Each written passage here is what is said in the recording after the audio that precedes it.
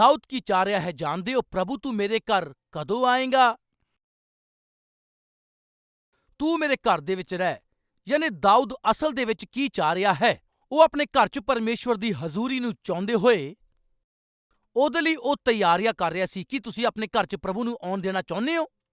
ਮੰਨ ਲਓ ਤੁਹਾਡੇ ਘਰ ਦੇ ਵਿੱਚ ਜਿਹਨੂੰ ਤੁਸੀਂ ਬਹੁਤ ਪਿਆਰ ਕਰਦੇ ਹੋ, ਜਾਂ ਕੋਈ ਅਧਿਕਾਰੀ ਹੋ ਸਕਦਾ, ਜਾਂ ਫਿਰ ਕੋਈ ਉੱਚੇ ਅਹੁਦੇ ਤੇ ਹੋਵੇ ਐਸਾ ਆਦਮੀ ਹੋ ਸਕਦਾ ਹੈ। ਜੇ ਤੁਸੀਂ ਗੈਸਟ ਦੇ ਤੌਰ ਤੇ ਆਪਣੇ ਘਰ 'ਚ ਬੁਲਾਇਆ, ਤੁਹਾਡਾ ਘਰ ਕਿਸ ਤਰ੍ਹਾਂ ਹੋਏਗਾ? ਘਰ ਨੂੰ ਕੀ ਕਰੋਗੇ? ਜੇ ਘਰ ਦੇ ਵਿੱਚ ਆਉਂਦੇ ਹੀ ਰਾਹ ਦੇ ਵਿੱਚ ਝਾੜੂ ਪਿਆ ਹੋਵੇ, ਉਹ ਸਹੀ ਆ? ਡਾਈਨਿੰਗ ਟੇਬਲ ਦੇ ਕੋਲ ਆਉਂਦੇ ਹੀ ਜੇ ਗੰਦਾ ਕੱਪੜਾ ਉਹਦੇ ਕੋਲ ਹੋਇਆ, ਉਸ ਘਰ 'ਚ ਜਿੱਥੇ ਵੇਖੋ ਉੱਥੇ ਜੇ ਪਾਣੀ ਪਿਆ ਹੋਵੇ ਤਾਂ? ਜੇ ਤੁਸੀਂ ਕਿਸੇ ਮਹਿਮਾਨ ਨੂੰ ਆਪਣੇ ਘਰ ਬੁਲਾਉਂਦੇ ਹੋ, ਆਪਣਾ ਘਰ ਸਾਫ਼ ਰੱਖੋਗੇ ਜਾਂ ਫਿਰ ਗੰਦਾ ਰੱਖੋਗੇ? ਬੜਾ ਸਾਫ਼ ਸੁਥਰਾ ਰੱਖੋਗੇ, ਬੜਾ ਸੋਹਣਾ ਰੱਖੋਗੇ। ਜੇ ਤੁਸੀਂ ਆਪਣੇ ਘਰ 'ਚ ਕਿਸੇ ਨੂੰ ਮਹਿਮਾਨ ਦੇ ਤੌਰ ਤੇ ਬੁਲਾਓਗੇ, ਆਪਣੇ ਘਰ ਨੂੰ ਸਾਫ਼ ਰੱਖੋਗੇ। ਜੇ ਤੁਸੀਂ ਇਹ ਚਾਹੁੰਦੇ ਹੋ ਕਿ ਯਿਸੂ ਮਸੀਹ ਹੀ ਤੁਹਾਡੇ ਘਰ ਦੇ ਵਿੱਚ ਆਵੇ, ਤੁਹਾਡਾ ਘਰ ਕਿਸ ਤਰ੍ਹਾਂ ਦਾ ਹੋਣਾ ਚਾਹੀਦਾ? ਬੋਲੋ, ਪਵਿੱਤਰ ਹੋਣਾ ਚਾਹੀਦਾ। ਜੇ ਪਵਿੱਤਰ ਹੋਏਗਾ ਤਾਂ ਹੀ ਪਵਿੱਤਰ ਪਰਮੇਸ਼ਵਰ ਤੁਹਾਡੇ ਘਰ ਆ ਸਕਦਾ ਹੈ। ਕਈ ਵਾਰ ਘਰ ਦੇ ਹਾਲਾਤ ਠੀਕ ਨਹੀਂ ਹੁੰਦੇ, ਕੁਰਸੀ ਟੁੱਟੀ ਹੁੰਦੀ ਜਾਂ ਪਰਦਾ ਫਟਿਆ ਹੁੰਦਾ ਹੈ ਅਤੇ ਕੁਝ ਖਿਲਰਿਆ ਹੁੰਦਾ ਹੈ। ਤੁਸੀਂ ਸੋਚਦੇ ਆ ਕੱਲ੍ਹ ਜਾਂ ਪਰਸੋਂ ਇਸ ਕੁਰਸੀ ਨੂੰ ਠੀਕ ਕਰਾਵਾਂਗਾ, ਜਾਂ ਸੋਫਾ ਸਿਲਵਾਵਾਂਗਾ, ਜਾਂ ਦੂਸਰਾ ਸੋਫਾ ਖਰੀਦਾਂਗਾ, ਜਾਂ ਪਰਦਾ ਬਦਲ ਦਾਂਗਾ। ਅਤੇ ਜਦੋਂ ਤੁਸੀਂ ਇਸ ਤਰ੍ਹਾਂ ਸੋਚਦੇ ਹੋ, ਉਸੇ ਸਮੇਂ ਕੋਈ ਮਹਿਮਾਨ ਆ ਜਾਵੇ, ਫਿਰ ਤੁਸੀਂ ਆਪਣੇ ਪਤੀ ਨੂੰ ਕੀ ਕਹਿੰਦੇ ਹੋ? ਹਜੇ ਨਾ ਬੁਲਾਓ, ਹਜੇ ਨਾ, 1 ਹਫ਼ਤੇ ਆਪਾਂ ਰੁਕ ਜਾਾਂਗੇ। ਕਿਉਂ? ਕਾਹਦੇ ਲਈ? ਆਪਾਂ ਸੋਫਾ ਬਦਲਣਾ, ਇਸ ਲਈ ਪਰਦੇ ਬਦਲਨੇ ਆ, ਸੋਚ ਰਹੇ ਹਾਂ। ਇਸ ਲਈ 1 ਹਫ਼ਤੇ ਬਾਅਦ ਉਹਨਾਂ ਨੂੰ ਆਪਾਂ ਬੁਲਾ ਲਵਾਂਗੇ ਜੀ, ਤਦ ਉਹਨਾਂ ਨੂੰ ਸੱਦਾ ਦੇ ਦੇਵਾਂਗੇ, ਇਸ ਤਰ੍ਹਾਂ ਕਹਿੰਦੇ ਆ। ਕਿਉਂਕਿ ਮਹਿਮਾਨ ਜਦੋਂ ਆਏ, ਸਾਡੇ ਘਰ ਦੇ ਵਿੱਚ ਜੋ ਕਮੀਆਂ ਘਟੀਆਂ, ਅਸੀਂ ਨਹੀਂ ਇਹ ਚਾਹੁੰਦੇ ਕਿ ਉਹਨਾਂ ਨੂੰ ਪਤਾ ਚੱਲ ਜਾਵੇ। ਮੇਰੇ ਭੈਣੋ ਅਤੇ ਭਰਾਵੋ, ਜੇ ਚਾਹੁੰਦੇ ਹੋ ਕਿ ਪਰਮੇਸ਼ਵਰ ਤੁਹਾਡੇ ਘਰ 'ਚ ਆਵੇ, ਤੁਹਾਡਾ ਘਰ ਕਿਵੇਂ ਦਾ ਹੋਣਾ ਚਾਹੀਦਾ? ਪਵਿੱਤਰ ਹੋਣਾ ਚਾਹੀਦਾ, ਕਿਉਂਕਿ ਪਰਮੇਸ਼ਵਰ ਪਵਿੱਤਰ ਹੈ। ਇਸੇ ਲਈ ਦਾਊਦ ਕੀ ਕਹਿ ਰਿਹਾ ਜਾਣਦੇ ਹੋ? ਤੂੰ ਮੇਰੇ ਘਰ ਕਦੋਂ ਆਏਗਾ? ਤੂੰ ਮੇਰੇ ਘਰ ਕਦੋਂ ਆਏਗਾ ਪ੍ਰਭੂ? ਇਸ ਤਰ੍ਹਾਂ ਕਹਿੰਦੇ ਹੋਏ ਆਪਣੇ ਘਰ ਦੇ ਲਈ ਉਹ ਕਹਿ ਰਿਹਾ ਹੈ, ਤੂੰ ਮੇਰੇ ਕੋਲ ਕਦੋਂ ਆਏਗਾ? ਮੈਂ ਆਪਣੇ ਘਰ 'ਚ ਮਨ ਦੀ ਖਰਾਈ ਦੇ ਨਾਲ ਚੱਲਾਂਗਾ। ਕੀ ਕਹਿ ਰਿਹਾ ਹੈ? ਪਿਤਾ, ਹਾਂ, ਮੇਰੇ ਘਰ ਆ। ਮੈਂ ਖਰਾਈ ਨਾਲ ਜੀਵਾਂਗਾ ਪਿਤਾ। ਆਪਣੇ ਘਰ ਦੇ ਵਿੱਚ ਮੈਂ ਖਰਾਈ ਦੇ ਨਾਲ ਚੱਲਾਂਗਾ। ਮੇਰੇ ਘਰ ਆ। ਇਹਦਾ ਅਰਥ ਕੀ ਆ? ਜੇ ਤੁਸੀਂ ਪਾਪੀ ਵਿਅਕਤੀ ਹੋ ਕੇ ਜੀ ਰਹੇ ਹੋ, ਜੇ ਤੁਸੀਂ ਪਾਪ ਦੇ ਗੁਲਾਮ ਹੋ ਕੇ ਜੀ ਰਹੇ ਹੋ, ਜੇ ਕਹੋਗੇ ਪ੍ਰਭੂ ਮੇਰੇ ਘਰ ਆਓ, ਕੀ ਪ੍ਰਭੂ ਆਏਗਾ? ਮੰਨ ਲਓ ਆਪਣੇ ਰਿਸ਼ਤੇਦਾਰਾਂ ਨੂੰ ਤੁਸੀਂ ਬੁਲਾਇਆ, ਉਹ ਕਾਰ ਲੈ ਕੇ ਸਿੱਧੀ ਤੁਹਾਡੇ ਘਰ ਆ ਗਏ ਅਤੇ ਤੁਸੀਂ ਆਪਣੀ ਆਦਤ ਦੇ ਅਨੁਸਾਰ ਫੁੱਲ ਸ਼ਰਾਬ ਪੀ ਕੇ ਆ ਗਏ।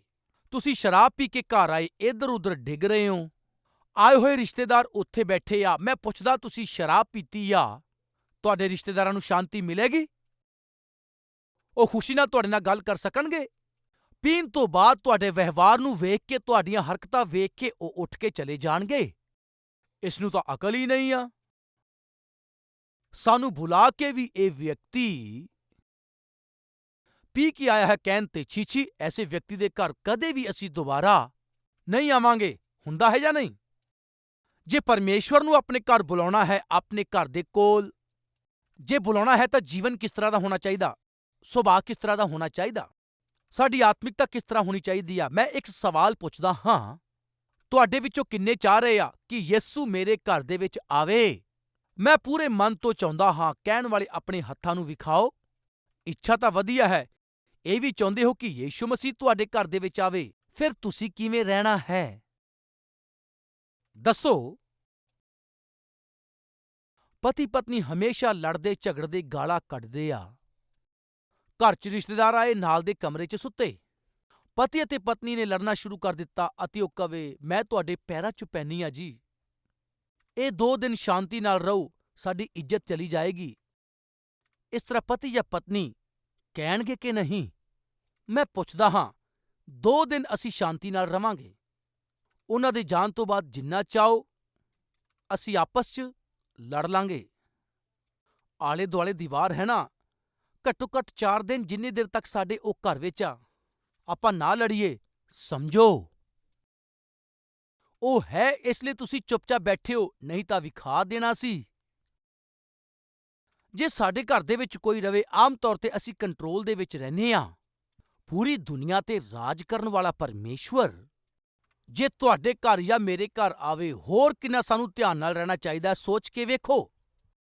ਦੱਸਿਆ ਸੀ, ਮੈਂ ਫਿਰ ਤੋਂ ਯਾਦ ਕਰਵਾ ਰਿਹਾ ਹਾਂ। ਇੱਕ ਲੜਕੀ ਗੁਆਂਢੀ ਦੇ ਘਰ ਜਾ ਕੇ ਉੱਥੇ ਪ੍ਰਾਰਥਨਾ ਕਰ ਰਹੀ ਸੀ, ਉਹੀ ਗੀਤ ਗਾ ਰਹੀ ਸੀ। ਉਹਨਾਂ ਦੇ ਨਾਲ ਜਦੋਂ ਵਚਨ ਪੜ੍ਹ ਰਹੇ ਸੀ, ਉਹ ਸੁਣ ਰਹੀ ਸੀ। ਤਦ ਉਸ ਘਰ ਦੀ ਔਰਤ ਨੇ ਉਸ ਲੜਕੀ ਤੋਂ ਪੁੱਛਿਆ, ਬੇਟੀ, ਤੇਰੇ ਮਾਤਾ-ਪਿਤਾ ਅਤੇ ਤੂੰ ਵੀ ਚਰਚ ਜਾਂਦੇ ਹੋ ਨਾ? ਤੇਰੇ ਪਰਿਵਾਰ ਨੇ ਵੀ ਪ੍ਰਭੂ ਤੇ ਵਿਸ਼ਵਾਸ ਕੀਤਾ ਹੈ ਨਾ? ਫਿਰ ਸਾਡੇ ਘਰ ਆ ਕੇ ਤੂੰ ਪ੍ਰਾਰਥਨਾ 'ਚ ਕਿਉਂ ਹਿੱਸਾ ਲੈ ਰਹੀ ਆਂ? ਵਚਨ ਸੁਣਦੀਆਂ, ਗੀਤ ਗਾਉਂਦੀਆਂ। ਤੁਸੀਂ ਆਪਣੇ ਘਰ ਦੇ ਵਿੱਚ ਕਿਉਂ ਪ੍ਰਾਰਥਨਾ ਨਹੀਂ ਰੱਖਦੇ? ਉਸ ਲੜਕੀ ਨੇ ਕੀ ਕਿਹਾ ਜਾਣਦੇ ਹੋ? ਆਂਟੀ, ਸਾਡੇ ਘਰ 'ਚ ਯੇਸ਼ੂ ਨਹੀਂ ਆ। ਉਹਦਾ ਜਵਾਬ ਇਹ ਸੀ, ਸਾਡੇ ਘਰ 'ਚ ਯੇਸ਼ੂ ਨਹੀਂ ਆ ਨਾ ਆਂਟੀ, ਇਸ ਲਈ ਮੈਂ ਉੱਥੇ ਪ੍ਰਾਰਥਨਾ ਨਹੀਂ ਕਰ ਪਾ ਰਹੀ। ਤੁਹਾਡੇ ਘਰ ਆ ਕੇ ਪ੍ਰਾਰਥਨਾ ਕਰ ਰਹੀ ਹਾਂ। ਇਸ ਤਰ੍ਹਾਂ ਕਿਉਂ ਕਹਿ ਰਹੀ ਹੈ, ਤੇਰੇ ਘਰ ਯੇਸੂ ਨਹੀਂ ਆ? ਮੇਰੇ ਮਾਤਾ-ਪਿਤਾ ਹਮੇਸ਼ਾ ਲੜਦੇ ਝਗੜਦੇ ਆ ਨਾ, ਹਮੇਸ਼ਾ ਆਪਸ 'ਚ ਗਾਲਾਂ ਕੱਢਦੇ ਆ, ਚੀਕਦੇ ਆ, ਚਿল্ਲਾਉਂਦੇ ਆ, ਹਮੇਸ਼ਾ ਝਗੜਦੇ ਰਹਿੰਦੇ ਆ। ਇਹਨਾਂ ਦੋਨਾਂ ਨੂੰ ਵੇਖ ਕੇ ਯੇਸੂ ਬਹੁਤ ਪਹਿਲਾਂ ਚਲੇ ਗਏ। ਸਾਡੇ ਘਰ 'ਚ ਯੇਸੂ ਨਹੀਂ ਆ। ਇਸ ਲਈ ਭੈਣੋ ਅਤੇ ਭਰਾਵੋ, ਅੱਜ 100% ਲੋਕਾਂ ਨੇ ਹੱਥ ਵਿਖਾਇਆ ਕਿ ਸਾਡੇ ਘਰ ਦੇ ਵਿੱਚ ਯੇਸੂ ਰਵੇ।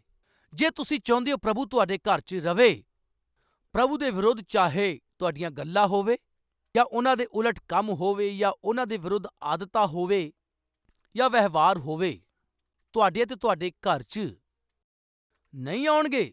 ਯੇਸੂ ਮੇਰੇ ਘਰ ਕਦੋਂ ਆਉਂਗੇ? ਮੈਂ ਤੈਨੂੰ ਦੁੱਖ ਨਹੀਂ ਦਵਾਂਗਾ ਯੇਸੂ। ਜੇ ਤੂੰ ਮੇਰੇ ਘਰ ਆਏਗਾ, ਮੈਂ ਤੈਨੂੰ ਦੁੱਖ ਨਹੀਂ ਦਵਾਂਗਾ, ਮੈਂ ਤਕਲੀਫ ਨਹੀਂ ਦਵਾਂਗਾ, ਮੈਂ ਪਰੇਸ਼ਾਨ ਨਹੀਂ ਕਰਾਂਗਾ, ਕਿਉਂਕਿ ਤੂੰ ਮੇਰੇ ਘਰ ਦੇ ਵਿੱਚ ਆਏ ਅਤੇ ਮੈਂ ਤੈਨੂੰ ਖੁਸ਼ ਕਰਾਂਗਾ, ਇਮਾਨਦਾਰੀ ਅਤੇ ਖਰਾਈ ਨਾਲ ਜੀਵਾਂਗਾ। ਪ੍ਰਭੂ ਦੇ ਦਾਸ ਨੇ ਕੀ ਚਾਹਿਆ ਜਾਣਦੇ ਹੋ? ਕੀ ਮੇਰੇ ਘਰ ਦੇ ਵਿੱਚ ਪਰਮੇਸ਼ਵਰ ਰਵੇ। ਇਸ ਲਈ ਕੀ ਕਿਹਾ ਜਾਣਦੇ ਹੋ? ਤੂੰ ਮੇਰੇ ਘਰ 'ਚ ਰਵੇ। ਮੈਂ ਆਸ ਕਰ ਰਿਹਾ ਹਾਂ, ਇਸ ਲਈ ਮੈਂ ਆਪਣੇ ਘਰ ਨੂੰ ਪਵਿੱਤਰਤਾਈ 'ਚ ਰੱਖਾਂਗਾ। ਕੀ ਕਹਿ ਰਿਹਾ ਹੈ? ਮੈਂ ਆਪਣੇ ਘਰ 'ਚ ਮਨ ਦੀ ਖਰਾਈ ਨਾਲ ਚੱਲਾਂਗਾ। ਮੈਂ ਕਿਸੇ ਵਿਅਰਥ ਕੰਮ ਤੇ ਆਪਣਾ ਧਿਆਨ ਨਾ ਲਾਵਾਂਗਾ। ਆਪਣੇ ਘਰ 'ਚ ਪਵਿੱਤਰਤਾ ਹੁਣ ਕਿੱਥੇ? ਆਪਣੇ ਮਨ 'ਚ ਪਵਿੱਤਰਤਾ। ਅੱਜ ਕਈ ਪਰਿਵਾਰਾਂ ਦੇ ਵਿੱਚ ਪਵਿੱਤਰਤਾਈ ਦੀ ਕਮੀ ਹੋ ਰਹੀ ਆ। ਇਹ ਸੱਚਾਈ ਆ। ਖਾਸ ਕਰਕੇ ਸਮਾਰਟਫੋਨ ਹੱਥ ਵਿੱਚ ਆ ਜਾਣ ਤੋਂ ਬਾਅਦ, ਸਮਾਰਟ ਟੀਵੀ ਆ ਜਾਣ ਤੋਂ ਬਾਅਦ ਆਤਮਿਕ ਹੀ ਆ, ਪਰ ਅਪਵਿੱਤਰ ਜੀਵਨ ਜੀ ਰਹੇ ਆ। ਇਹ ਗੱਲ ਸੱਚ ਨਹੀਂ ਆ? ਬੇਟਾ ਹੋ ਸਕਦਾ, ਬੇਟੀ ਹੋ ਸਕਦੀ ਆ, ਪਤੀ ਹੋ ਸਕਦਾ, ਪਤਨੀ ਹੋ ਸਕਦੀ ਆ। ਅੱਜ ਸਮਾਰਟ ਟੀਵੀ ਦੇ ਦੁਆਰਾ ਆਪਣੀਆਂ ਅੱਖਾਂ ਤੇ ਦਿਲਾਂ ਨੂੰ ਮੈਲੇ ਕਰ ਰਹੇ ਆ, ਬਹੁਤ ਹੀ ਭੈੜੇ ਕਰ ਰਹੇ ਆ। ਇੱਕ ਭਰਾ ਆ ਕੇ ਕਹਿੰਦਾ, ਪਾਸਟਰ ਜੀ, ਮੇਰੀਆਂ ਅੱਖਾਂ ਪਾਪਮਈ ਅੱਖਾਂ ਹੈ। ਮੈਂ ਰਾਤ ਭਰ ਅਸ਼ਲੀਲ ਫਿਲਮਾਂ ਵੇਖਦਾ ਹਾਂ। ਕੀ ਤੇਰੇ ਮਾਤਾ-ਪਿਤਾ ਨਹੀਂ ਵੇਖਦੇ? ਨਹੀਂ, ਮੈਂ ਚਾਦਰ ਲੈ ਲੈਣਾ ਹਾਂ। ਕੀ ਕਹਿ ਰਿਹਾ? ਚਾਦਰ ਲੈ ਲੈਣਾ ਹਾਂ, ਅੰਦਰੋਂ ਹੀ ਵੇਖ ਲੈਣਾ ਹਾਂ। ਸੈੱਲਫੋਨ ਲੈ ਕੇ ਅੰਦਰ ਹੀ ਅਸ਼ਲੀਲ ਫਿਲਮਾਂ ਵੇਖ ਲੈਣਾ ਹਾਂ। ਜਵਾਨ ਬੱਚਿਓ, ਤੁਸੀਂ ਚਾਦਰ ਲੈ ਸਕਦੇ ਹੋ, ਦਰਵਾਜ਼ਾ ਬੰਦ ਕਰ ਸਕਦੇ ਹੋ, ਲੇਕਿਨ ਸਵਰਗ ਤੋਂ ਵੇਖਣ ਵਾਲੇ ਪਰਮੇਸ਼ਵਰ ਤੋਂ ਤੁਸੀਂ ਕਿਵੇਂ ਬਚ ਸਕੋਗੇ? ਜੇ ਪਰਮੇਸ਼ਵਰ ਵੇਖ ਪਾ ਰਹੇ ਆ ਤਾਂ ਤੁਸੀਂ ਕਿਵੇਂ ਬਚੋਗੇ? ਸੋਚੋ। ਤੁਸੀਂ ਆਪਣੇ ਮਾਂ-ਬਾਪ ਦੀਆਂ ਅੱਖਾਂ ਤੇ ਪਰਦਾ ਪਾ ਸਕਦੇ ਹੋ, ਪਰ ਸਵਰਗ ਤੋਂ ਵੇਖਣ ਵਾਲੇ ਪਰਮੇਸ਼ਵਰ ਦੀਆਂ ਅੱਖਾਂ ਤੇ ਪਰਦਾ ਨਹੀਂ ਪਾਓਗੇ। ਦਾਊਦ ਪ੍ਰਾਰਥਨਾ ਕਰਕੇ ਕਹਿ ਰਿਹਾ, ਪ੍ਰਭੂ ਮੇਰੇ ਘਰ ਤੂੰ ਕਦੋਂ ਆਵੇਂਗਾ? ਪ੍ਰਾਰਥਨਾ ਕਰਦੇ ਹੋਏ ਕੀ ਕਹਿ ਰਿਹਾ ਹੈ ਜਾਣਦੇ ਹੋ? ਮੇਰੇ ਘਰ 'ਚ ਪਵਿੱਤਰਤਾ ਹੈ, ਮੇਰਾ ਚਰਿੱਤਰ ਪਵਿੱਤਰ ਹੈ। ਇੰਨਾ ਹੀ ਨਹੀਂ ਪਿਆਰਿਓ, ਇੱਕ ਗੱਲ ਹੋਰ ਕਹਿ ਰਿਹਾ, ਵੇਖਦੇ ਹਾਂ। ਮੈਂ ਕਿਸੇ ਵਿਅਰਥ ਕੰਮ ਤੇ ਧਿਆਨ ਨਾ ਲਾਵਾਂਗਾ। ਮੈਂ ਬੁਰੇ ਰਾਹ ਤੇ ਚੱਲਣ ਵਾਲਿਆਂ ਦੇ ਕੰਮ ਤੋਂ, ਬੁਰੇ ਰਾਹ ਤੇ ਚੱਲਣ ਵਾਲੇ ਯਾਨੀ ਪਾਪਮਈ ਕੰਮ ਕਰਨ ਵਾਲੇ ਲੋਕਾਂ ਤੋਂ ਘਿਣ ਕਰਦਾ ਹਾਂ। ਐਸੇ ਕੰਮਾਂ ਵਿੱਚ ਮੈਂ ਨਾ ਪਵਾਂਗਾ। ਮੈਂ ਕਿਸੇ ਵਿਅਰਥ ਕੰਮ ਤੇ ਧਿਆਨ ਨਾ ਲਾਵਾਂਗਾ। ਮੈਂ ਬੁਰੇ ਰਾਹ ਤੇ ਚੱਲਣ ਵਾਲਿਆਂ ਦੇ ਰਾਹ ਤੋਂ ਨਫ਼ਰਤ ਕਰਦਾ ਹਾਂ ਪ੍ਰਭੂ। ਦਾਊਦ ਪ੍ਰਾਰਥਨਾ ਕਰ ਰਿਹਾ ਹੈ, ਯਹੋਵਾ ਤੂੰ ਮੇਰੇ ਘਰ 'ਚ ਰਵੇਂ। ਤੂੰ ਮੇਰੇ ਘਰ ਆਵੇ ਅਤੇ ਮੇਰੇ ਨਾਲ ਆ ਕੇ ਮੇਰੇ ਘਰ 'ਚ ਰਵੇਂ। ਤੂੰ ਆਏਂਗਾ ਮੈਨੂੰ ਪਤਾ ਹੈ, ਇਸ ਲਈ ਮੈਂ ਆਪਣੇ ਮਨ ਨੂੰ, ਆਪਣੇ ਘਰ ਨੂੰ, ਆਪਣੇ ਦਿਲ ਨੂੰ ਪਵਿੱਤਰ ਰੱਖਾਂਗਾ। ਮੇਰੇ ਘਰ ਨੂੰ, ਮੇਰੇ ਪਰਿਵਾਰ ਨੂੰ ਮੈਂ ਪਵਿੱਤਰ ਰੱਖਾਂਗਾ। ਦੂਸਰਾ, ਆਪਣੀਆਂ ਅੱਖਾਂ ਨੂੰ ਮੈਂ ਪਵਿੱਤਰ ਰੱਖਾਂਗਾ। ਤੀਸਰਾ, ਆਪਣੇ ਕੰਮਾਂ ਨੂੰ ਮੈਂ ਪਵਿੱਤਰ ਰੱਖਾਂਗਾ। ਇੰਨਾ ਹੀ ਨਹੀਂ, ਉਹ ਕਹਿ ਰਿਹਾ, ਭਲਾ ਕੀ ਕਹਿ ਰਿਹਾ? ਬੁਰਾ ਸੁਭਾਅ ਮੇਰੇ ਤੋਂ ਦੂਰ ਰਹੇਗਾ। ਮੈਂ ਬੁਰਾਈ ਨੂੰ ਜਾਣਾਂਗਾ ਵੀ ਨਹੀਂ। ਜੋ ਲੁਕ ਕੇ ਆਪਣੇ ਗੁਆਂਢੀ ਦੀ ਚੁਗਲੀ ਕਰੇ, ਉਸ ਦਾ ਮੈਂ ਸੱਤਿਆਨਾਸ਼ ਕਰਾਂਗਾ। ਜਿਹਦੀਆਂ ਅੱਖਾਂ ਚੜੀਆਂ ਹੋਵੇ, ਜਿਹਦਾ ਮਨ ਘਮੰਡੀ ਹੋਵੇ, ਉਹਦੀ ਮੈਂ ਨਾ ਸਵਾਂਗਾ। ਮੇਰੀਆਂ ਅੱਖਾਂ ਦੇਸ਼ ਦੇ ਵਿਸ਼ਵਾਸਯੋਗ ਲੋਕਾਂ ਤੇ ਲੱਗੀਆਂ ਰਹਿਣਗੀਆਂ ਤਾਂ ਕਿ ਉਹ ਮੇਰੇ ਨਾਲ ਰਵੇ। ਅਦਭੁਤ ਗੱਲ ਆ, ਮੇਰੀਆਂ ਅੱਖਾਂ ਦੇਸ਼ ਦੇ ਵਿਸ਼ਵਾਸਯੋਗ ਲੋਕਾਂ ਤੇ ਲੱਗੀਆਂ ਰਹਿਣਗੀਆਂ ਤਾਂ ਕਿ ਉਹ ਮੇਰੇ ਨਾਲ ਰਹਿਣ। ਜਿਹੜਾ ਖਰੇ ਰਾਹ ਤੇ ਚੱਲਦਾ ਹੈ, ਉਹੀ ਮੇਰਾ ਟਹਿਲੂਆ ਹੋਏਗਾ। ਜਿਹੜਾ ਛਲ ਕਰਦਾ ਹੈ, ਉਹ ਮੇਰੇ ਘਰ ਦੇ ਅੰਦਰ ਨਾ ਰਹਿ ਸਕੇਗਾ। ਜਿਹੜਾ ਝੂਠ ਬੋਲਦਾ ਹੈ, ਉਹ ਮੇਰੇ ਸਾਹਮਣੇ ਬਣਿਆ ਨਾ ਰਵੇਗਾ। ਪਿਆਰਿਓ, ਸੁਣ ਰਹੇ ਹੋ? ਜੇ ਤੁਹਾਡੇ ਵਿੱਚ ਧੋਖਾ ਦੇਣ ਵਾਲਾ ਸੁਭਾਅ ਹੈ, ਇੱਕ ਧੋਖੇਬਾਜ਼ ਘਰ 'ਚ ਰਹਿ ਰਿਹਾ ਹੈ, ਜੇ ਪਾਪ ਕਰਨ ਦਾ ਸੁਭਾਅ ਤੁਹਾਡੇ ਵਿੱਚ ਹੈ ਤਾਂ ਇੱਕ ਪਾਪੀ ਘਰ 'ਚ ਰਹਿ ਰਿਹਾ ਹੈ। ਅੱਜ ਐਸੇ ਲੋਕ ਨਹੀਂ ਆ ਕਵਾਂਗੇ? ਅੱਜ ਕਿੰਨੇ ਪਤੀ ਆਪਣੀਆਂ ਪਤਨੀਆਂ ਨੂੰ ਧੋਖਾ ਨਹੀਂ ਦੇ ਰਹੇ? ਅੱਜ ਕਿੰਨੀਆਂ ਹੀ ਪਤਨੀਆਂ ਪਤੀਆਂ ਨੂੰ ਧੋਖਾ ਨਹੀਂ ਦੇ ਰਹੀਆਂ ਅਤੇ ਅੱਜ ਕਿੰਨੇ ਹੀ ਬੱਚੇ ਮਾਂ-ਬਾਪ ਨੂੰ ਧੋਖਾ ਨਹੀਂ ਦੇ ਰਹੇ ਆ, ਪੈਸੇ ਬਰਬਾਦ ਨਹੀਂ ਕਰ ਰਹੇ ਆ, ਅਪਵਿੱਤਰ ਜੀਵਨ ਨਹੀਂ ਜੀ ਰਹੇ, ਝੂਠ ਨਹੀਂ ਬੋਲ ਰਹੇ ਆ, ਗਲਤ ਰਾਹਾਂ ਤੇ ਨਹੀਂ ਚੱਲ ਰਹੇ ਆ, ਬੁਰੀਆਂ ਆਦਤਾਂ ਦੇ ਗੁਲਾਮ ਨਹੀਂ ਹੋ ਰਹੇ ਆ। ਦਾਊਦ ਕਹਿ ਰਿਹਾ ਹੈ, ਮੇਰੇ ਘਰ ਦੇ ਆਲੇ-ਦੁਆਲੇ ਮੈਂ ਪਵਿੱਤਰਤਾਈ ਚਾਹ ਰਿਹਾ ਹਾਂ। ਮੇਰੇ ਆਲੇ-ਦੁਆਲੇ ਰਹਿਣ ਵਾਲੇ ਟਹਿਲੂਏ ਹੋ ਸਕਦੇ ਆ, ਕੰਮ ਕਰਨ ਵਾਲੇ ਹੋ ਸਕਦੇ ਆ, ਜਾਂ ਮੇਰੇ ਨਾਲ ਰਹਿਣ ਵਾਲੇ ਹੋ ਸਕਦੇ ਆ। ਉਹਨਾਂ ਵਿੱਚ ਮੈਂ ਕੀ ਚਾਹ ਰਿਹਾ ਹਾਂ? ਪਵਿੱਤਰਤਾਈ ਨੂੰ ਚਾਹ ਰਿਹਾ ਹਾਂ। ਧੋਖਾ ਦੇਣ ਵਾਲਾ ਮੇਰੇ ਆਲੇ-ਦੁਆਲੇ ਵੀ ਦਿਖਾਈ ਨਾ ਦਵੇ। ਇਹਦਾ ਅਰਥ ਕੀ ਆ? ਉਹ ਵੀ ਇਸ ਤਰ੍ਹਾਂ ਨਾ ਜੀਵੇ, ਉਹਦੇ ਆਲੇ-ਦੁਆਲੇ ਦੇ ਲੋਕ ਵੀ ਇਸ ਤਰ੍ਹਾਂ ਨਾ ਜੀ ਸਕੇ। ਇਹਦਾ ਅਰਥ ਕੀ ਆ? ਜੇ ਪਤੀ ਦੇ ਰੂਪ 'ਚ ਤੁਸੀਂ ਇਮਾਨਦਾਰ ਹੋ ਤਾਂ ਤੁਹਾਡੀ ਪਤਨੀ ਵੀ ਧੋਖੇਬਾਜ਼ ਨਹੀਂ ਹੋਣੀ ਚਾਹੀਦੀ। ਜੇ ਪਤਨੀ ਇਮਾਨਦਾਰ ਹੈ ਤਾਂ ਪਤੀ ਨੂੰ ਵੀ ਧੋਖੇਬਾਜ਼ ਨਹੀਂ ਹੋਣਾ ਚਾਹੀਦਾ। ਮਾਂ-ਬਾਪ, ਜੇ ਤੁਸੀਂ ਇਮਾਨਦਾਰ ਹੋ ਤਾਂ ਤੁਹਾਡੇ ਬੱਚਿਆਂ ਨੂੰ ਵੀ ਤੁਹਾਨੂੰ ਧੋਖਾ ਦੇਣਾ ਨਹੀਂ ਚਾਹੀਦਾ। ਉਹਨਾਂ ਦੇ ਜੀਵਨ ਸੁਧਰਨ, ਉਹਨਾਂ 'ਚ ਬਦਲਾਵ ਆਵੇ। ਦਾਊਦ ਪ੍ਰਾਰਥਨਾ ਕਰਕੇ ਕਹਿ ਰਿਹਾ, ਪਿਤਾ ਮੇਰੇ ਘਰ ਕਦੋਂ ਆਉਂਗੇ? ਕਿਉਂਕਿ ਮੇਰੇ ਘਰ 'ਚ ਯਾਨੀ ਮੇਰੇ ਪਰਿਵਾਰ ਨੂੰ ਮੈਂ ਪਵਿੱਤਰ ਰੱਖਣਾ ਹੈ। ਮੇਰੇ ਕੋਲ ਆ ਕੇ ਰਹਿ। ਆਪਣੀਆਂ ਅੱਖਾਂ ਨੂੰ ਮੈਂ ਪਵਿੱਤਰ ਰੱਖਾਂਗਾ। ਮੇਰੇ ਕੋਲ ਆ ਕੇ ਰਹਿ। ਮੇਰੇ ਕੰਮਾਂ ਨੂੰ ਮੈਂ ਗੰਦੇ ਨਾ ਕਰਾਂਗਾ। ਮੇਰੇ ਘਰ ਆ ਕੇ ਰਹਿ ਪਿਤਾ। ਮੇਰੀਆਂ ਅੱਖਾਂ ਦੇ ਨੇੜੇ-ਤੇੜੇ, ਹਾਂ, ਪਵਿੱਤਰਤਾਈ ਤੋਂ ਇਲਾਵਾ ਅਪਵਿੱਤਰਤਾ ਨੂੰ ਮੈਂ ਬਿਲਕੁਲ ਵੀ ਜਗ੍ਹਾ ਨਾ ਦਵਾਂਗਾ, ਨਹੀਂ ਦਵਾਂਗਾ। ਪ੍ਰਭੂ, ਤੂੰ ਆਪ ਆ ਕੇ ਵੇਖ। ਮੇਰੇ ਘਰ 'ਚ ਪਵਿੱਤਰਤਾਈ ਮਿਲੇਗੀ, ਤੂੰ ਆਪ ਹੀ ਆ ਕੇ ਵੇਖ। ਮੇਰੀਆਂ ਅੱਖਾਂ 'ਚ ਪਵਿੱਤਰਤਾਈ ਦਿਖਾਈ ਦੇਗੀ, ਤੂੰ ਆਪ ਹੀ ਆ ਕੇ ਵੇਖ। ਮੇਰੇ ਕੰਮਾਂ ਤੋਂ ਪਵਿੱਤਰਤਾਈ ਦਿਖਾਈ ਦੇਗੀ, ਤੂੰ ਆਪ ਹੀ ਆ ਕੇ ਵੇਖ। ਮੇਰੇ ਘਰ 'ਚ ਪਵਿੱਤਰਤਾਈ ਹੋਵੇਗੀ। ਕਦੋਂ ਆਉਂਗੇ? ਮੈਂ ਤੇਰੇ ਨਾਲ ਜਾਣ ਦੇ ਲਈ ਤਿਆਰ ਹਾਂ। ਯਿਸੂ ਜਲਦ ਆਉਣ ਵਾਲੇ ਆ। ਕਿੰਨੇ ਵਿਸ਼ਵਾਸ ਕਰਦੇ ਆ? ਬੋਲੋ। ਯਿਸੂ ਦੇ ਆਉਣ ਤੋਂ ਪਹਿਲਾਂ ਅਸੀਂ ਕੀ ਕਰਨਾ ਹੈ? ਧੰਨ ਹੈ ਉਹ ਦਾਸ ਜਿਹਦਾ ਮਾਲਕ ਆ ਕੇ ਇਸ ਤਰ੍ਹਾਂ ਹੀ ਉਸ ਨੂੰ ਕਰਦੇ ਵੇਖੇ। ਉਹ ਦਾਸ ਕੌਣ ਆ? ਧੰਨਵਾ ਜੋ ਦਾਸ ਮਾਲਕ ਦੇ ਆਉਣ ਤੱਕ ਖਾਣ ਪੀਣ ਅਤੇ ਮਾਰਪਿੱਟ ਕਰਨ ਅਤੇ ਬੁਰਾਈ ਦੇ ਵਿੱਚ ਪੈ ਜਾਵੇ, ਉਹ ਬਹੁਤ ਮਾਰ ਖਾਏਗਾ। ਪਿਆਰਿਓ, ਯਿਸੂ ਆ ਕੇ ਜੇ ਚਾਹੁੰਦੇ ਹੋ ਕਿ ਸਾਡੇ ਘਰ ਦੇ ਵਿੱਚ ਰਵੇ, ਸਾਡੇ ਵਿੱਚ ਕੀ ਦਿਖਣਾ ਚਾਹੀਦਾ? ਜੇ ਅਸੀਂ ਪ੍ਰਭੂ ਨਾਲ ਮਿਲ ਕੇ ਰਹਿਣਾ ਹੈ ਤਾਂ ਯਿਸੂ ਜਦੋਂ ਆਏ ਸਾਡੇ 'ਚ ਕੀ ਵਿਖਾਈ ਦੇਣਾ ਚਾਹੀਦਾ ਹੈ? ਬੋਲੋ। ਧੋਤਾ ਗਿਆ ਜੀਵਨ, ਪਵਿੱਤਰ ਕੀਤਾ ਗਿਆ ਜੀਵਨ, ਖਰਾਈ ਅਤੇ ਇਮਾਨਦਾਰੀ ਨਾਲ ਭਰਿਆ ਹੋਇਆ ਜੀਵਨ। ਇਸੇ ਜੀਵਨ ਨੂੰ ਪ੍ਰਭੂ ਚਾਹ ਰਿਹਾ। ਪ੍ਰਭੂ ਕਦੋਂ ਆਏਗਾ ਸਾਨੂੰ ਨਹੀਂ ਪਤਾ। ਜਦ ਪ੍ਰਭੂ ਆਏਗਾ ਉਸ ਸਮੇਂ ਸਾਨੂੰ ਪ੍ਰਭੂ ਲੈ ਜਾਏਗਾ। ਹਮੇਸ਼ਾ ਦੇ ਲਈ ਅਸੀਂ ਪ੍ਰਭੂ ਦੇ ਘਰ ਦੇ ਵਿੱਚ ਰਹਿਣ ਜਾ ਰਹੇ ਹਾਂ। ਜੇ ਅਸੀਂ ਪ੍ਰਭੂ ਦੇ ਘਰ ਦੇ ਵਿੱਚ ਰਹਿਣਾ ਹੈ, ਜੇ ਪ੍ਰਭੂ ਦੀ ਇੱਛਾ ਅਨੁਸਾਰ ਧਰਤੀ ਤੇ ਜੇ ਜੀਣਾ ਹੈ, ਜੇ ਚਾਹੁੰਦੇ ਹੋ ਕਿ ਯਿਸੂ ਤੁਹਾਡੇ ਘਰ 'ਚ ਆਵੇ, ਤੁਹਾਡੇ ਘਰ 'ਚ ਪਵਿੱਤਰਤਾ ਹੀ ਹੋਣੀ ਚਾਹੀਦੀ। ਯਾਨੀ ਤੁਹਾਡੇ ਪਰਿਵਾਰ 'ਚ ਪਵਿੱਤਰਤਾ, ਤੁਹਾਡੀਆਂ ਅੱਖਾਂ 'ਚ ਪਵਿੱਤਰਤਾ, ਤੁਹਾਡੇ ਕੰਮਾਂ ਤੋਂ ਪਵਿੱਤਰਤਾ, ਤੁਹਾਡੇ ਘਰ ਦੇ ਆਲੇ ਦੁਆਲੇ ਪਵਿੱਤਰਤਾ ਹੀ ਹੋਣੀ ਚਾਹੀਦੀ। ਇੱਕ ਵਾਰ ਸੋਚੋ, ਤੁਹਾਡੇ ਘਰ ਦੇ ਆਲੇ ਦੁਆਲੇ ਅਪਵਿੱਤਰਤਾ ਹੀ ਕਿੱਥੇ ਆ? ਇੱਕ ਵਾਰ ਸੋਚੋ, ਕਿੱਥੇ ਪਰਮੇਸ਼ਵਰ ਨੂੰ ਦੁੱਖ ਦੇਣ ਵਾਲੀ, ਠੇਸ ਦੇਣ ਵਾਲੀ ਪਰਿਸਥਿਤੀਆਂ ਕਿੱਥੇ ਆ, ਉਹ ਵੇਖੋ। ਜੇ ਤੁਹਾਡੇ ਬੋਲਣ ਦਾ ਤਰੀਕਾ ਠੀਕ ਨਹੀਂ ਆ, ਜੇ ਤੁਹਾਡੀ ਸੋਚ ਠੀਕ ਨਹੀਂ ਆ, ਪਤੀ ਜਾਂ ਫਿਰ ਪਤਨੀ ਦੇ ਨਾਲ ਤੁਹਾਡਾ ਵਿਵਹਾਰ ਠੀਕ ਨਹੀਂ ਆ, ਸੱਸ ਜਾਂ ਫਿਰ ਸਹੁਰੇ ਦੇ ਨਾਲ ਤੁਹਾਡਾ ਗੱਲਬਾਤ ਕਰਨ ਦਾ ਤਰੀਕਾ ਸਹੀ ਨਹੀਂ ਆ, ਕਿੱਥੇ ਕਮੀਆਂ ਸਹੀ ਕਰ ਲਓ। ਜੇ ਚਾਹੁੰਦੇ ਹੋ ਕਿ ਪਰਮੇਸ਼ਵਰ ਤੁਹਾਡੇ ਘਰ ਰਵੇ, ਤੁਸੀਂ ਖਰਾਈ ਨਾਲ ਜੀਣਾ ਹੈ, ਧਾਰਮਿਕਤਾ ਨਾਲ ਜੀਣਾ ਹੈ, ਸੱਚੇ ਆਤਮਿਕ ਵਿਅਕਤੀ ਦੇ ਰੂਪ 'ਚ ਰਹਿਣਾ ਹੈ।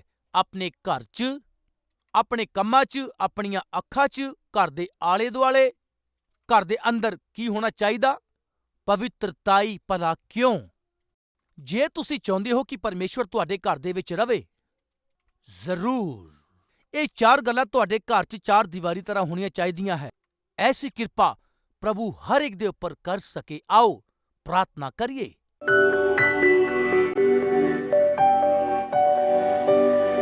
ਪਰਮੇਸ਼ਵਰ ਪਿਤਾ, ਸਾਡੀ ਦੇਹ ਹੀ ਤੁਹਾਡਾ ਮੰਦਰ ਹੈ।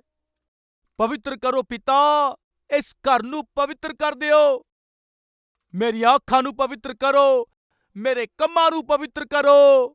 ਮੇਰੇ ਜੀਵਨ 'ਚ ਦੂਰ ਦੂਰ ਤੱਕ ਕਿਤੇ ਵੀ ਅਪਵਿੱਤਰਤਾ ਨਾ ਦਿਖਾਈ ਦੇਵੇ ਅਤੇ ਮੇਰੇ ਆਲੇ ਦੁਆਲੇ ਦੀਆਂ ਪਰਿਸਥਿਤੀਆਂ ਨੂੰ, ਪਿਤਾ, ਇਨਸਾਨਾਂ ਨੂੰ ਪਵਿੱਤਰ ਕਰੋ। ਪਵਿੱਤਰ ਕਰ ਪਿਤਾ। ਮੇਰੀਆਂ ਅੱਖਾਂ 'ਚ ਰੌਸ਼ਨੀ ਲੈ ਆਓ, ਤਾਂ ਹੀ ਮੇਰਾ ਸਰੀਰ ਚੰਗਾ ਹੋਏਗਾ। ਮੇਰੇ ਕੰਮ ਪਵਿੱਤਰ ਰਹਿਣ, ਤਾਂ ਹੀ ਮੇਰੀ ਗਵਾਹੀ ਸਹੀ ਰਹੇਗੀ।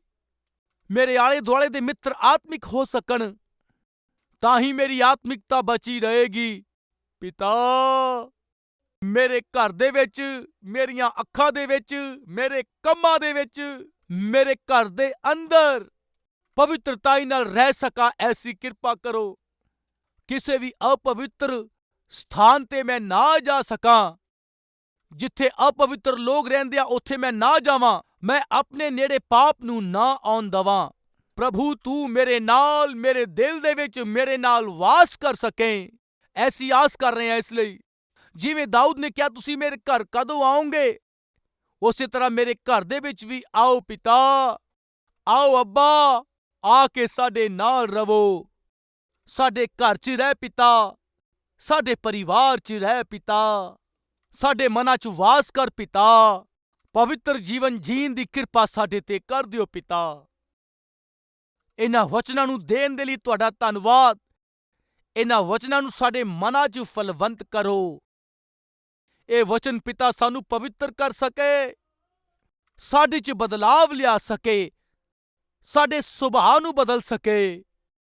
ਐਸੀ ਕਿਰਪਾ ਕਰ ਪਿਤਾ। ਜਿੰਨੇ ਵੀ ਇਸ ਪ੍ਰਾਰਥਨਾ 'ਚ ਹਿੱਸਾ ਲੈ ਰਹੇ ਆ, ਹਰ ਇੱਕ ਦੇ ਜੀਵਨ 'ਚ, ਘਰ 'ਚ, ਅੱਖਾਂ 'ਚ, ਪਿਤਾ, ਘਰ ਦੇ ਵਿੱਚ, ਘਰ ਦੇ ਅੰਦਰ ਪਵਿੱਤਰਤਾਈ ਸਾਡੇ ਵਿੱਚੋਂ ਹਰ ਇੱਕ ਨੂੰ ਦੇ ਦਿਓ। ਯਿਸੂ ਦੇ ਨਾਮ 'ਚ ਮੰਗਦੇ ਆ ਪਿਤਾ, ਆਮੀਨ।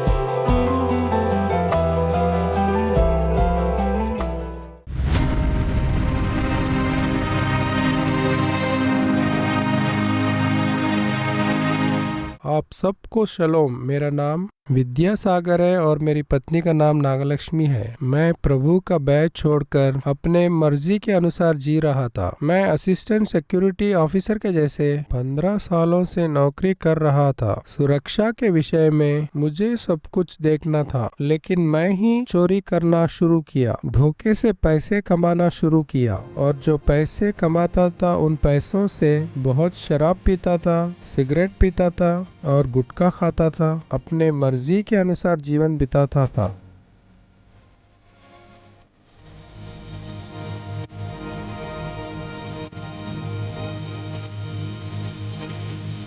ऐसे में जीवन बिताते समय जितने पैसे मैंने कमाए थे वह सब कुछ मैं बुरे आदतों में उड़ा दिया। तब मैं मुश्किलों में पड़ गया, आर्थिक समस्याओं में पड़ गया। एक तरफ मेरी पत्नी शुगर की बीमारी से तड़प रही थी और दूसरी तरफ मैं मानसिक रूप से दुखी था। तब मुझे क्या करना समझ में नहीं आ रहा था और सहायता भी किसी से नहीं मिल रही थी। ऐसी स्थिति में थे। आखिर में हमारे माता पिता भी हमारी सहायता नहीं किए और कुछ दिनों के बाद मेरी नौकरी भी चली गई। तब मैं हैदराबाद में एक अपार्टमेंट में सिक्योरिटी गार्ड की नौकरी कर रहा था।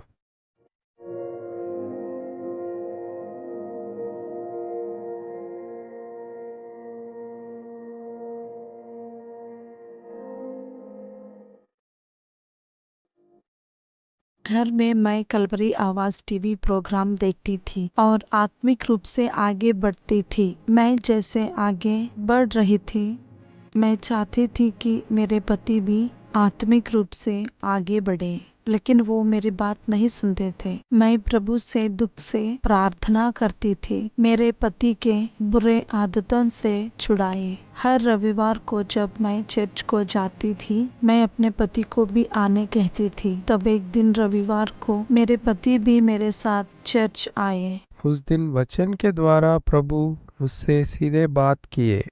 मेरे पाप में जीवन के बारे में वो बताए। ਸ਼ਰਾਬ ਦੇ ਲਈ, ਗੁਟਕੇ ਦੇ ਲਈ, ਕੁਝ ਸਮੇਂ ਦੇ ਪਾਪ ਦੇ ਆਨੰਦ ਦੇ ਲਈ, ਕੁਝ ਸਮੇਂ ਦੇ ਸਰੀਰਕ ਸੁੱਖ ਦੇ ਲਈ, ਘੱਟ ਸਮੇਂ ਵਿੱਚ ਜ਼ਿਆਦਾ ਪੈਸਾ ਕਮਾਉਣ ਦੇ ਲਈ ਅਤੇ ਬਹੁਤ ਸਾਰੀਆਂ ਗੱਲਾਂ ਦੇ ਲਈ ਪਰਮੇਸ਼ਵਰ ਤੋਂ ਹੀ ਦੂਰ ਹੋ ਕੇ ਆਪਣੇ ਜੀਵਨ ਨੂੰ ਦਾਅ ਤੇ ਲਾਉਣ ਵਾਲੇ, ਜੀਵਨ ਨੂੰ ਨਾਸ਼ ਕਰਨ ਵਾਲਾ ਸਾਡੇ ਵਿਚਕਾਰ ਕੋਈ ਹੈ ਤਾਂ ਫਿਰ ਭੈਣੋ ਅਤੇ ਭਰਾਓ ਸੁਣੋ, ਜੇ ਪਰਮੇਸ਼ਵਰ ਤੁਹਾਡੇ ਨਾਲ ਹੈ ਬੜਾ ਆਨੰਦ ਮਿਲੇਗਾ। ਜੇ ਪਰਮੇਸ਼ਵਰ ਨਾਲ ਹੈ ਤਾਂ ਸਾਰੀਆਂ ਆਸ਼ੀਸ਼ਾਂ ਸਾਨੂੰ ਮਿਲਦੀਆਂ ਹੈ। ਇਹਨਾਂ ਸਾਰੀਆਂ ਆਸ਼ੀਸ਼ਾਂ ਨੂੰ ਅਤੇ ਤਰੱਕੀ ਨੂੰ ਤੁਸੀਂ ਆਪਣੇ ਕਰਨ ਵਾਲੇ ਪਾਪਾਂ ਦੇ ਕਾਰਨ ਅਤੇ ਗੁਨਾਹਾਂ ਦੇ ਕਾਰਨ ਗਵਾ ਰਹੇ ਹੋ। वचन सुनकर मैं बहुत दुख से रोते हुए प्रभु से प्रार्थना किया, प्रभु कृपया मेरे जीवन को सुधारिए, मुझे आशीष दीजिए, ऐसे प्रार्थना किया। और तब से मैं नियमित रूप से अपनी पत्नी के साथ कलवरी टेम्पल जा रहा हूँ। वचन सुनकर प्रभु के इच्छा अनुसार जीवन जी रहा हूँ। मैं चाहता हूँ बहुत से लोगों का जीवन सुधरे, इसलिए मैं रोड पर एक छोटा सा व्यापार करना शुरू किया।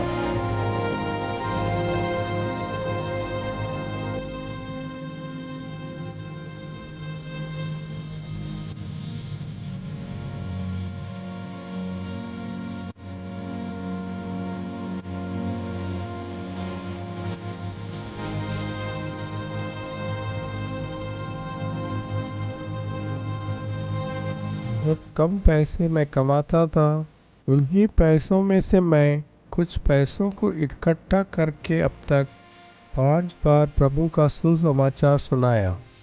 आज हम प्रभु की कृपा से परिवार के साथ मिलकर प्रार्थना कर रहे हैं और खुशी से जीवन बिता रहे हैं।